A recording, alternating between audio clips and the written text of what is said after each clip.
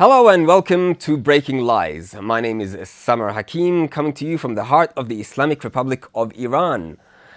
We're here to expose some of the media lies, some of the media narratives that you might be hearing about what's going on in Iran, and especially with regards to the war that was imposed on Iran on the 28th of February 2026.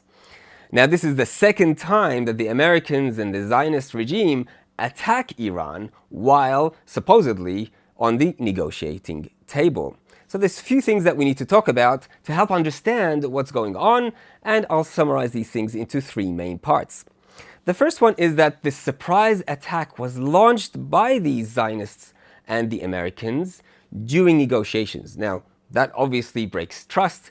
That makes the world think about how much they can trust or take their word for the negotiations. When they're negotiating, you're supposed to be talking about things where you can talk to each other, deal with each other, hammer out the differences. And apparently they were going really well. Even the Omani foreign minister who was helping out with these negotiations was tweeting that everything's going well, that they're reaching conclusions, they're reaching agreements, and yet the very next day they bomb Iran. And that wasn't the first time. The second time that they did this. The first time they did this was in the 12-day war in June 2025. Now, I want you to have a look at this video by Marco Rubio, who in 2015 was talking to the Jewish community. Listen to this. According to their interpretation of prophecy, they believe that there is going to be a final apocalyptic showdown between the West and Islam in the city of Dabiq. They believe that it is their calling to trigger this apocalyptic showdown.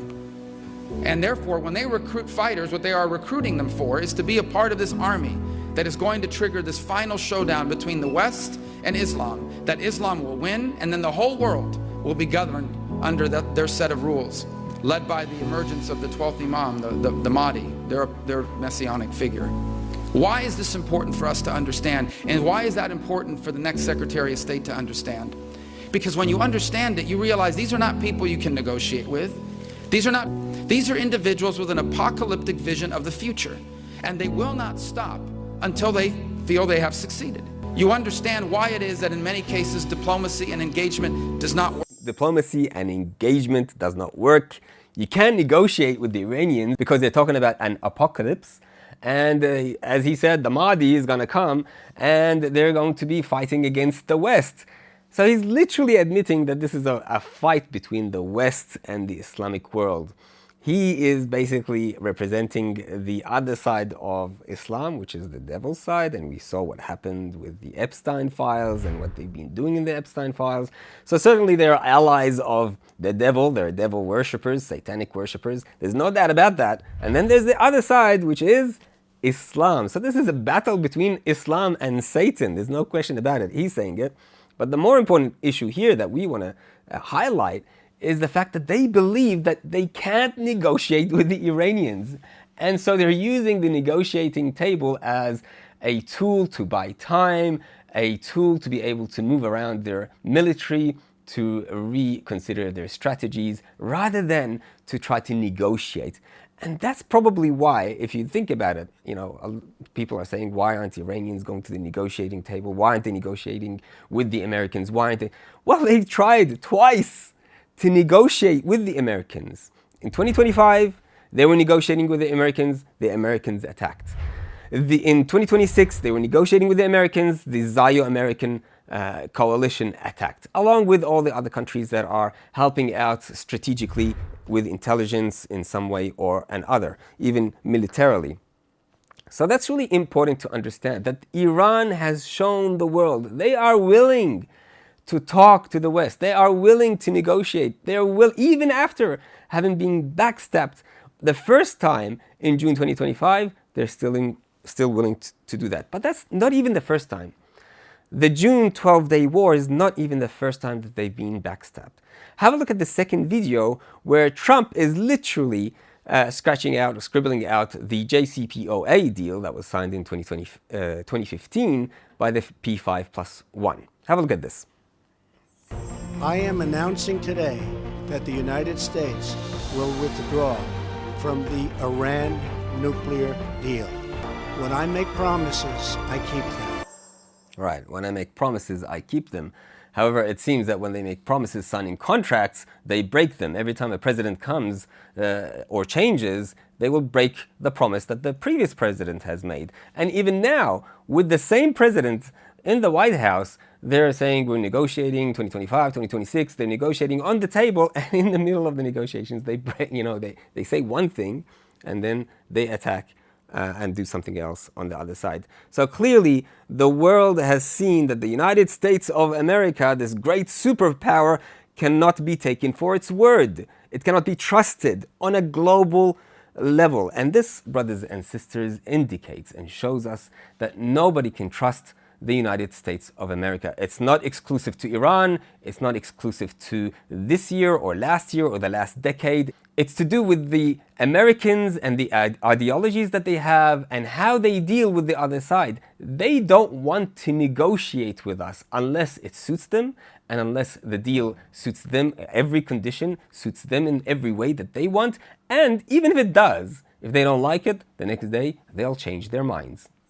Now, this is the first issue. The minute they struck on February 28, 2026, they lost the war because their word just is not trustable anymore. It was not trustable before, but they've just proven it to the world one more time. So we can't trust the Americans. They've lost global trust. Even the other countries that were allies of the United States, like Germany, like Britain, like, Australia, New Zealand, all of them, when they were asked for help by Trump to open, for example, the Strait of Hormuz, they all said, no, I don't think so.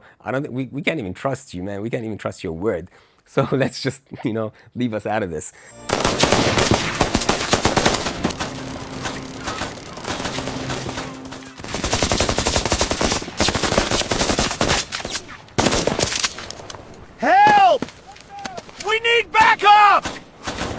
You can do it, baby! The second point I want to make here is Iran's unexpected military response, not only in just the True Promise 1, 2, and 3, but this one here, which is True Promise 4. They've codenamed the retaliation here True Promise 4. Now, in True Promise 1, they sent a couple of hundred drones. They were very slow moving. They were supposed to just test things out. And, they got through with a couple of ballistic missiles. True Promise 2 was a little bit more. 3 was a little bit more serious. But 4, as promised by the martyred leader, Imam Ali Khamenei, he said that if you attack again, this is going to be a regional war. And that promise, that foresight, eventuated. They attacked, and it became a regional war.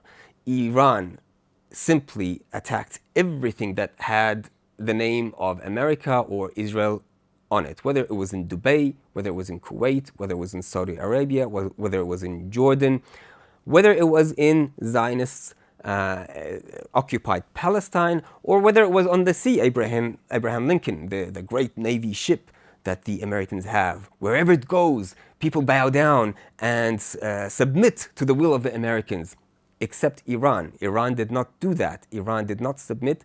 It attacked it with some missiles and drones, and off it goes with its tail in between its legs. And this attack, by the way, is despite, for the second time, the Zaya Americans attacked the general commanders, right, of the Navy, of the Army, of the Sepah, of the Iranian military service.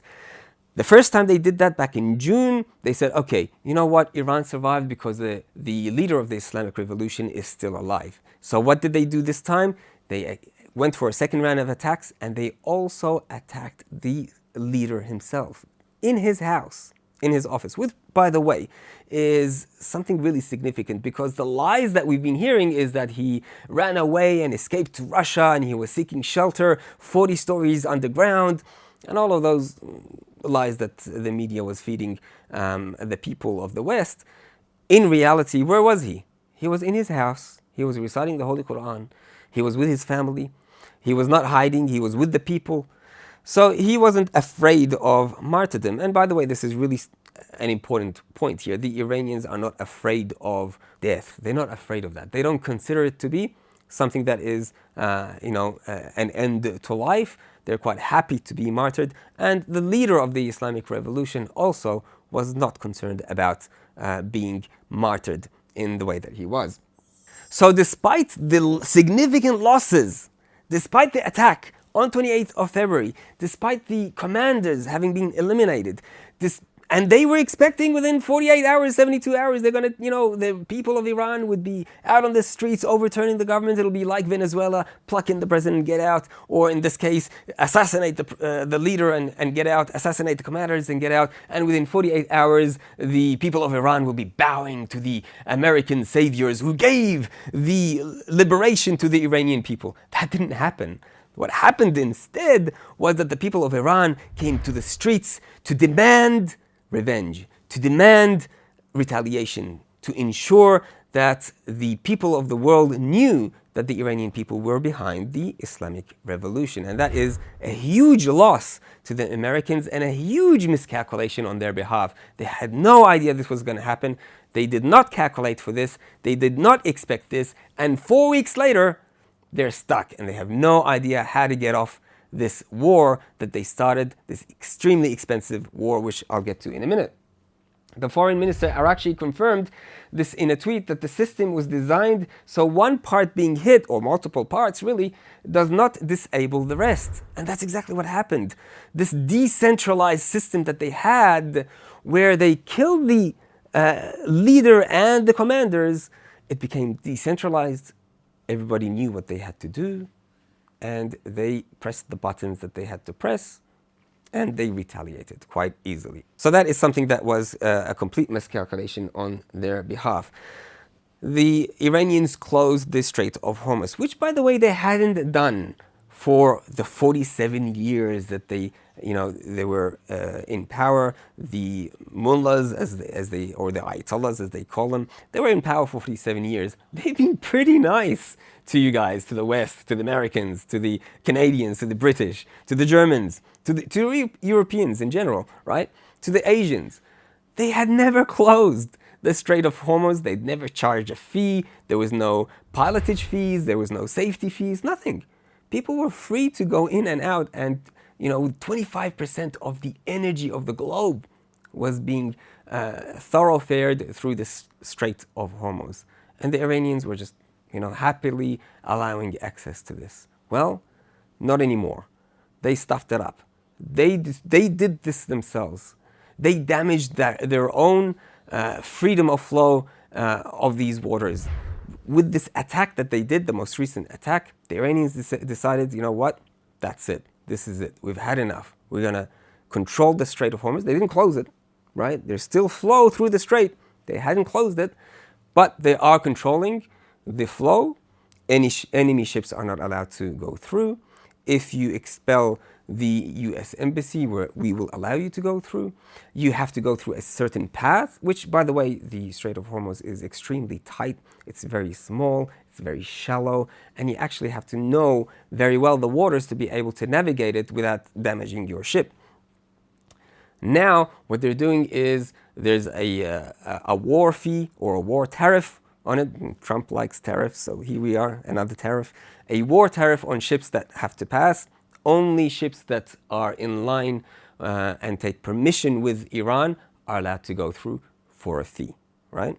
The Iranian ships are obviously going through without a problem. So it's not closed. It's just being controlled. They've been very nice to the world, and now they've decided to close it. Okay, so that's the Strait of Hormuz.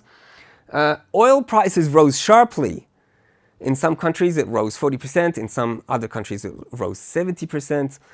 Gas stations in Australia have been shut down because they don't have enough diesel, for example. They're talking about rubbish not being collected anymore because they don't have enough diesel. And this is the problem across Asia, where a lot of the oil comes from or flows through the Strait of Hormuz.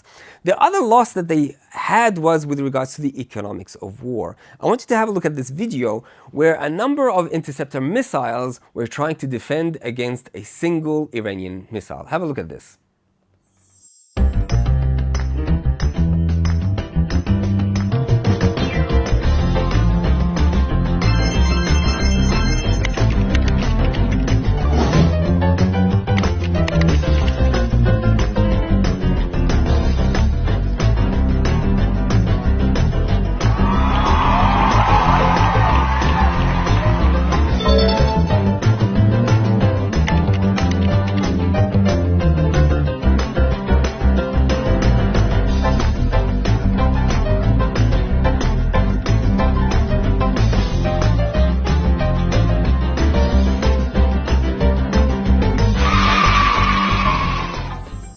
as you saw in the video, 4 missiles at least were trying to intercept a single Iranian missile. $4 million each, $16 million. How much is that missile? That's $70,000. Now, it could be more or less. Of course, we don't have exact details about the cost of each missile. But the idea is that these missiles are costing a lot less to... But the point is that these missiles cost a lot less than the interception missiles that they're throwing at them. And in this video, there was only 4. Other videos that we've seen, 10, 11 intercepted missiles trying to get to 1. So the economy is of scale here with regards to trying to intercept them is very expensive. Other examples that we can give are these cheap drones that have attacked $1 billion radar systems and missiles and drones that are, again, very cheap, attacking the Abraham Lincoln, sending it off, running away. So the economy of this war is not in favor of the Americans. The taxpayer, the American taxpayer, is paying heavily, right, for these wars that Trump has started. That's not to mention the couple of hundred drones that they've taken down and the fighter jets that they've taken down. And one more thing, before I forget. Marco Rubio was expressing concerns about the number of interceptor missiles they can produce as opposed to how much Iran can produce. Look at this video. They are producing, by some estimates, over 100 of these missiles a month. Compare that to the 6 or 7 interceptors that can be built a month. They can build 100 of these a month, not to mention the thousands of one-way attack drones that they also have. I want you to have a look at this video as well of Netanyahu and what he was saying about Iran's nuclear capabilities. If not stopped, Iran could produce a nuclear weapon in a very short time. It could be a year, it could be within a few months. They have the wherewithal, the stored up, preserved knowledge to make a bomb very quickly if they wanted to do it. Iran is so dangerous. Weeks away from having the fissile material for an entire arsenal of nuclear bombs. They're very close. They're 6 months away from being about 90% of having the enriched uranium for an atom bomb. Iran is gearing up to produce 25 bombs, atomic bombs a year, 250 bombs in a decade. Ladies and gentlemen, time is running out. Iran will be capable of producing alone, without importing anything, nuclear bombs within 3 to 5 years. Time is running out indeed for Netanyahu. How many lies can you spin over how many years and people still fall for this? It's unbelievable. Iran was never attacked anyone. Iran has never produced a nuclear bomb. In fact, there's a fatwa that says, by Imam Ali Khamenei, that says that we cannot produce a nuclear bomb. And they assassinated the very man who stood between the Iranian people and a nuclear bomb. Now they're going to have to wait and see what happens next. Look at this Grossi interview proving, at least from their point of view, from the IAEA's point of view, that Iran has not shown that they are wanting to build a nuclear bomb. Have a look at this. Iran has a very big, ambitious nuclear program that we do not have the accesses that we should have. At the same time, I said it last year, before the June 12-day war, we don't see a structured program to manufacture nuclear weapons. So that is the assessment of the agency. Then, of course, countries have either other information or political considerations, which are not for me to validate, as I said, or invalidate. Now, the final lie that we want to talk to you about today. I want you to have a look at this image. Have a look at it. What do you see there? What do you think this is for? What do you think these graves are being dug for? Who do you think they're being dug for? Are they being dug because they're trying to eliminate terrorists? The Americans are liberating the Iranian people and they've eliminated terrorists, and these graves are for terrorists? Is that what you think? Are they for Iranian soldiers? Who do you think they're for? These little graves are for school children. On the 28th of February, when they first attacked, yes, they attacked and assassinated and martyred commanders, top-level commanders, and they martyred the leader of the Islamic Revolution. But they also did something else. They attacked a school in a city called Minab. The school is called the Good Tree School. Children girls and boys were bombed with tomahawks, not once, but twice, 40 minutes apart. Now, with all the intelligence that they have, they couldn't figure out that this was a school.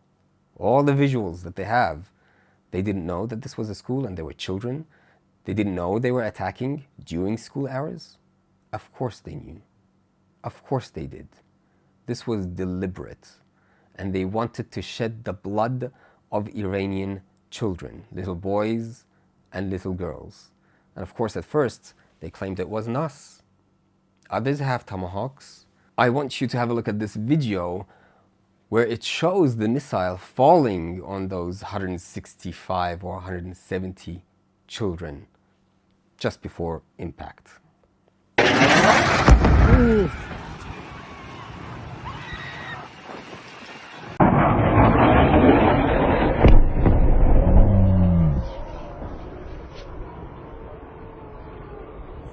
Now you can see some of the images of the remnants of the missile, the Tomahawk missile. And of course, the Americans at first denied it. Not only did they deny it, they said it was the Iranians that struck the school. Why would the Iranians kill their own children? That doesn't make any sense. But nevertheless, they denied it. It wasn't us. Until it became so hard to run away from the reality that it was the Americans. It was so hard for them to deny, with so much evidence piling up, that it was the Americans and the Israelis that struck that school, martyring and killing those young, innocent children. Think about that. Have a look at what Trump says initially with regards to what happened at the Minab school. Now this is, when I say initially, I'm talking about March the 9th. This happened on February 28th. So it's 10 days later. Listen to what he says. And I will say that the Tomahawk, which is one of the most powerful weapons around, is used by, is sold and used by other countries, you know that. And whether it's Iran, who also has some Tomahawks, I wish they had more, but whether it's Iran or somebody else, the fact that a Tomahawk is very generic. It's sold to other countries. So did you hear what he just said? It's a generic missile. Other countries have it. He wishes others had more, right? Let's listen to another speech that he gave on a radio show only 4 days later, on March 13th, 2026. Listen to this. Look, nobody has the technology or the weapons that we have, and the Patriots are an example of it. We have the Tomahawks, we have the Patriots, we have stuff that nobody's ever been able to produce, and they can't produce it like us. So which is it? Is it only you that have these weapons, or is it a generic missile? There's so many contradictions in what he says. In fact, it's been reported that he has lied over 30,000 times over a 4-year period. 30,000 times. There's only 365 days in a year. How many times would you have to lie a day to get to that number? The guy's a compulsive liar. So, in summary, what did we talk about in this first episode of Breaking Lies? The first thing that we spoke about was the surprise attacks by the Zio-American aggressors against the Islamic Republic of Iran while negotiating. So this happened twice, once in 2025 and once now, and we're in the middle of the war. The second thing is Iran's unexpected military response that was so strong and so powerful that none of the countries, including the Americans, calculated for this kind of response. And finally, the blatant lies and propaganda that the Americans and the Israelis are trying to push against Iran in the media to the outside world to justify their wars and to justify the military industry and to justify the attacks that they are committing and the human atrocities and human crimes and war crimes that they are committing. These are the 3 points. We hope you enjoyed this first episode. We'll be talking about more up-to-date issues with regards to what is happening in the news with the war on Iran. So please do make sure that you look out for the next episode. See you next time.